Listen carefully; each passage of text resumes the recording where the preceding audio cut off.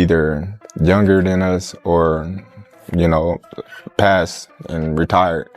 So why not? You know, I want to challenge myself. The best always looking to fight the best and challenge themselves, you know, and why not, you know, challenge. Can't beat him, right?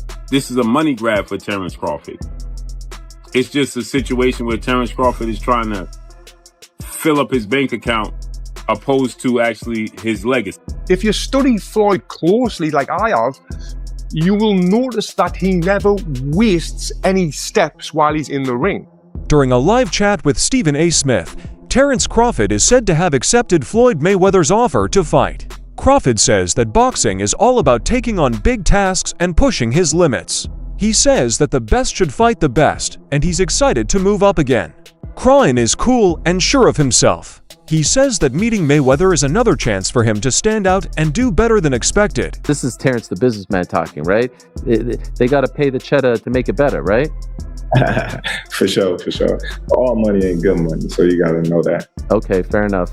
I hate to use the word easy, but at times it did feel like you were, you know, having a really easy time out there. Were you expecting it to play out that way? Listen, it's never easy, you know. When it comes to sports, Stephen A. Smith has always had strong ideas, and boxing is no different. He tells Terence Crawford how proud he is that he has won titles in for different weight classes. It's not just a praise, it's an honor for a rare accomplishment in modern boxing. Crawford is unique because he can rule all four weight classes.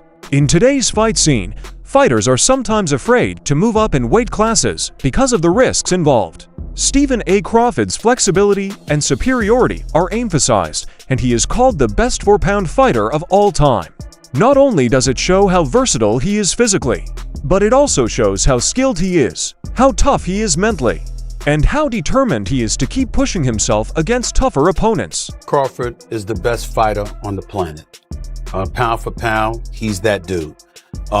In this 4-belt era, he is now the undisputed world champion 3 times over. 140 pounds, 147, now 168 pounds, claiming all the belts. You don't see people doing that very often.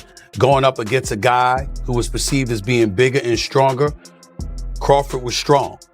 Crawford was strong enough to fend him off, strong enough to make him respect his own power. He used his jab, he used his distance. He had poise in the ring, he wasn't rattled. He backed up and moved when necessary and kept us different. He exchanged enough to gain respect when necessary. It was a brilliant, masterful fight on Terence Crawford's. Crawford's fighting skills have been recognized by Roy Jones Jr., a great boxer who knows what it takes to win in all weight classes. He says that in Crawford's fight with Canelo Alvarez, he showed that he could use the skills of Floyd Mayweather and Aries Londila, two boxers who had given Canelo trouble in different ways in the past. According to Jones, Crawford stands out because he can see, think about, and then use bad ideas. It shows how good a boxer he is and how much he knows about the sport. Crawford's ability to not only copy these methods, but also change them to fit his own rhythm, making them work better in real life, really impressed Jones. He is different from many boxers who only use one style when they go up against top opponents because they switch it up. Canelo Alvarez has been a great fighter his whole career. People like Aries Londila gave you the blueprint on how to beat him. People like Floyd Mayweather also gave you the blueprint on how to beat him. But Bud is more fierce, more fearsome and more angrier and more meaner than both of those guys. So you know if they showed you the blueprint, Bud gonna go out there and take that blueprint and do even more with it, which is what Bud did. So it was never a question in my mind whether Bud really was going to outbox me, it's just if he could take the punch. And right away he showed, bam, he could take the punch. So I know from that point, if he just slow him down, which he did, he'd be okay. Then late in the fight, what other people still didn't see, late in the fight, Bud started hitting Canelo's body. One of those body shots, I think about the 7th or 8th round, hurt Canelo. I was like, whoa. Bud hit him in the right spot then, and he got Canelo's respect with that too. So Bud fought a very, very awesome fight, fought a beautiful fight, very tactical. Very controlled. Yes, it was a beautiful fight for boxing. It was a beautiful fight. You know, Bud got hit with some shots. He did.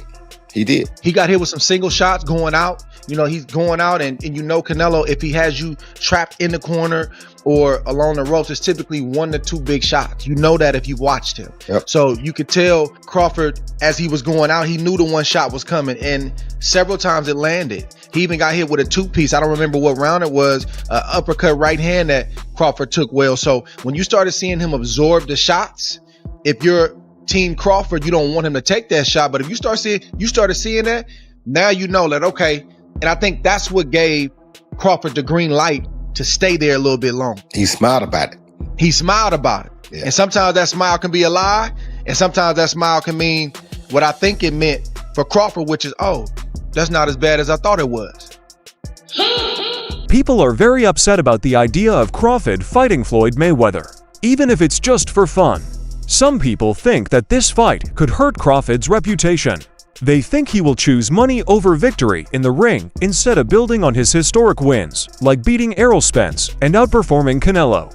People think this because Mayweather has recently focused on high-paying show fights instead of big, historic fights. Analysts think Crawford has put in too much work to risk being seen as someone who cares more about money than history. Some people think that Crawford already has a good name, and that fighting Mayweather would just make his life more interesting. Crawford. It's just a situation where Terence Crawford is trying to fill up his bank account opposed to actually his legacy.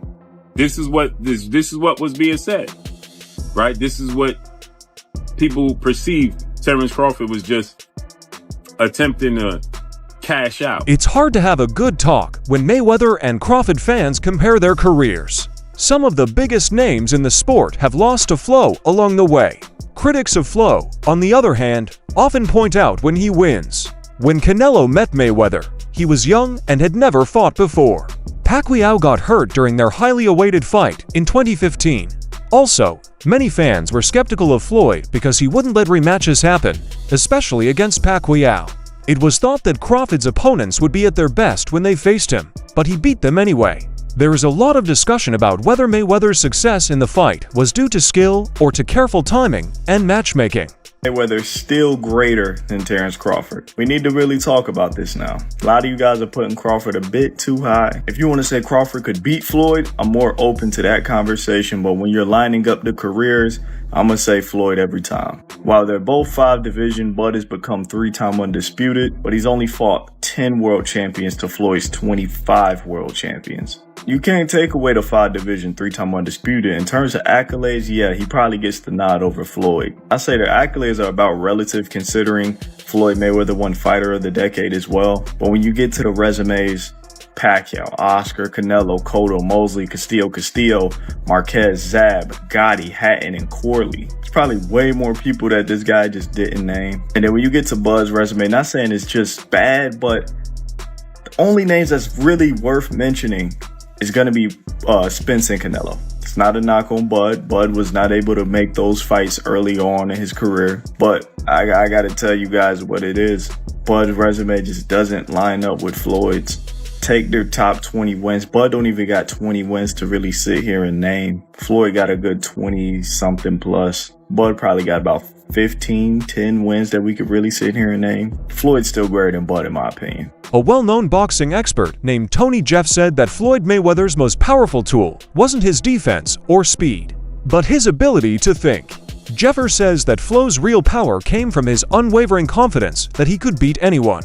Even when the chances looked like they were tied, Mayweather always won because he was sure he was smarter than his opponent. He was different from other boxers who only relied on their physical skills because he could read his opponents, change quickly, and stay calm under pressure. Jeffer says Floyd's psychological edge and technical skill made him look like he could not be beat, which is why he stopped with a perfect record. Mindset, they're really confident, they really believe in themselves, but you need more than that mindset. You need to have the full package of everything that I'm talking about, what Floyd has got. Fighters should only want to get better. The more you win, the more you should work hard. If you think about losing, you're going to lose. All I ever thought about was winning. So that's all I know. Floyd would visualize his success before he even stepped into the ring. There was no alternative to him but winning. And this mindset isn't just for boxing, it's for all walks of life. And I've actually done a full video talking about how I used this mindset of visualization to win my Olympic medal. And it was an absolute game changer. Now, Floyd used to use this mindset to ease the pressure that he put himself under.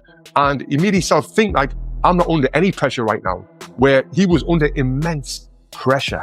Pressure either makes you or break you. Well, you see where I'm at, so it's obvious that I'm the type of athlete or I'm the type of entertainer that can deal with pressure. There's never no pressure. Now, if you watch his fight in 2013 when he fought Canelo Alvarez, Canelo came in a young, strong, undefeated fighter. But by round 2, Floyd kind of had him figured out. He was reading Canelo's jab. He would slip outside and then come back with a clean counter punch, then move his feet and get out of the way. He basically had the full fight under control, and he was controlling the full rhythm of the fight. He was forcing Canelo to fight at his pace. And this is what he would do in all of his fights. He would get his opponent to do what he wanted them to do without their opponent even realizing it, which is what we call boxing IQ. Now, even though I'm not a fan of Floyd Mayweather personally, because of the time when I did meet him, what he said to me made me just feel like this guy is a piece of... Boxing fans are always on the lookout for interesting fights. David Benavidez versus Terence Crawford has become one of the most talked about fights lately. Benavidez has a lot of size, power, and constant aggression, characteristics that make things difficult. Fans think that this war will make him a lot more money than any other one he has been in.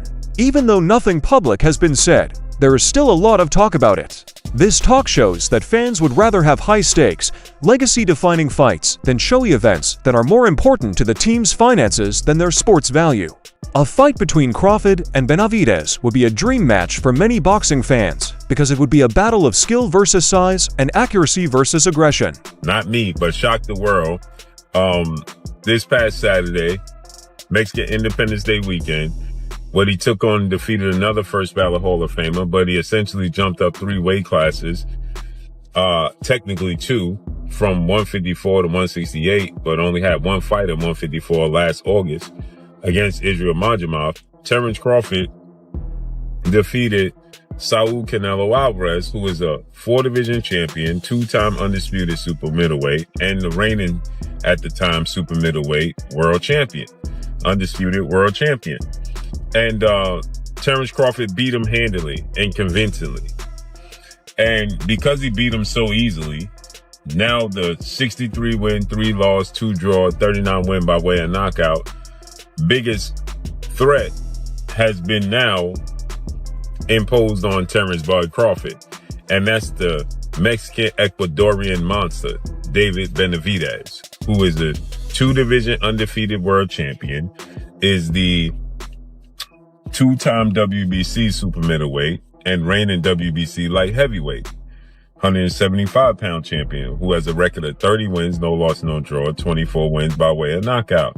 He stands 6'2" with a 75-inch arm. This is a fight that David Benavidez has been calling for Canelo Alvarez when he was at 168, and Canelo Alvarez strategically maneuvered around him.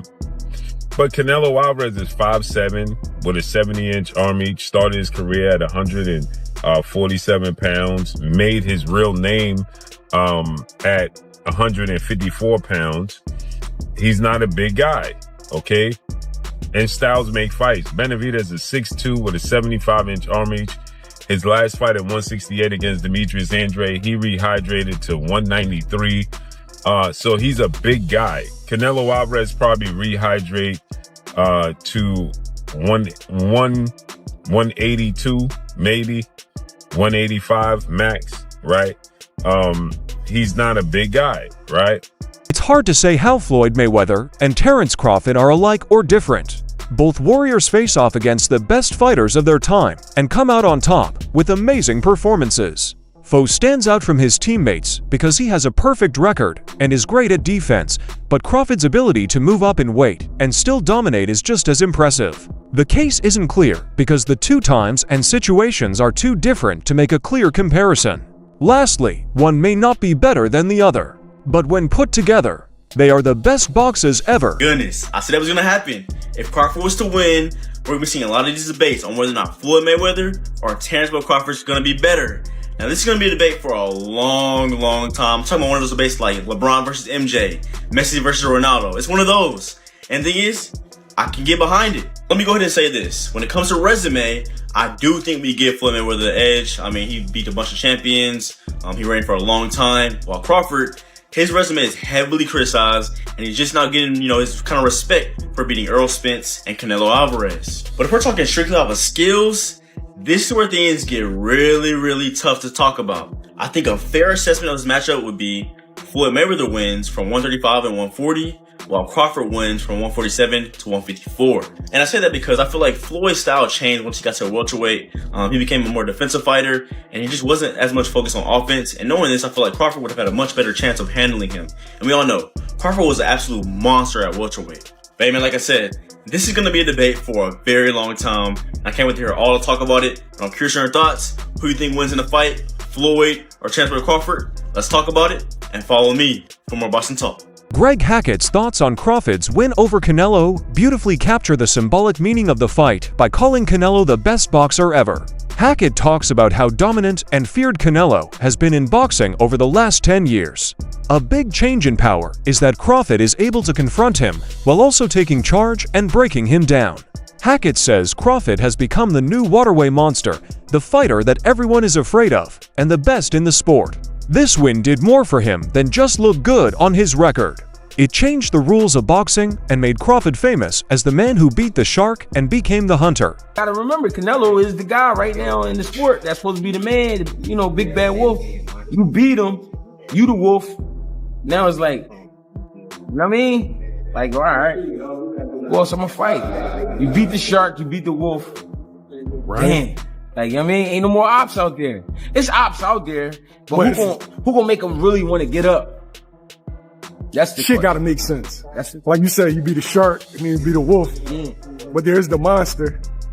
Yeah, it is, but that's like a real monster. Bro, that's to me it don't make sense. But that's really what a monster. Yo, is that proof? All right, we got the legendary Pape in the building. Legend. Chillin'. But what makes sense? Like, what makes the most sense? I know you said get a line of suits, Brooks Brothers. Yeah, get a line of suits. Get a line of suits, get your money, man. Yeah, go ahead and get the easy money, man. You ain't gotta sweat no more. What's up, Not saying you ain't gotta work, you ain't gotta sweat. What's happening? He's paved a career where he could sit down at a table and get this money. He could come out with a Terence Crawford series now, just doing whatever he like to do. People gonna watch it. Nobody, the fighting part, people don't understand what it's like to be a fighter. A lot of times fighters really don't be interested in certain fights. It's cause when a guy see himself up here and then is fighting a guy down here, it don't interest him. So therefore when he train, he not gonna really train. He gonna train, but he not gonna train. He not gonna listen. He gonna feel like his coach taking it too serious and he's like, man, this ain't. Crawford's win over Canelo Alvarez was a turning point in his career, giving an end to all questions about him. A lot of people who didn't like him were quiet after he beat Errol Spence. In his fight with Spence, Crawford showed that he could handle a fight from beginning to end. Canelo was thought to be almost impossible to beat, but it was the way he was broken down that cemented his place in history. After Crawford's wins, there is no longer any disagreement among experts about whether he is one of the best boxers of all time.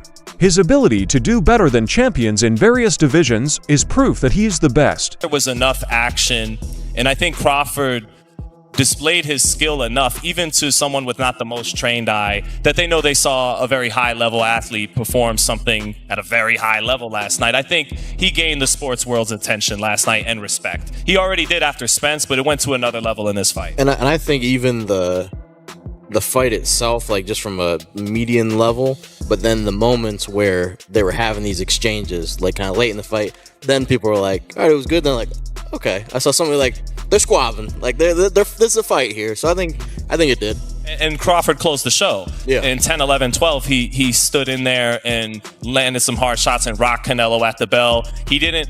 Well, James was talking about the great Floyd Mayweather. Floyd would go up on you 8-0 and then coast, and you might as well turn the fight off at midway through the ninth. Like, he's not gonna. But Crawford didn't. That's all for this video today. Wait for the next one.